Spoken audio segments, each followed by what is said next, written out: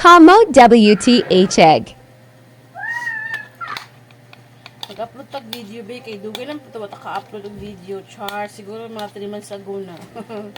Merienda ni Anastasia kamote na niluto ko muna tapos lalagyan ko ng egg tapos iprito. Merienda lang to niya silang dalawa.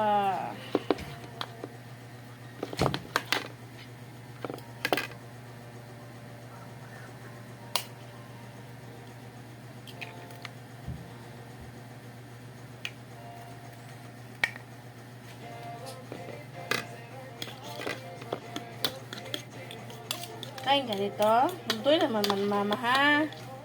Lutuin sa ni mama.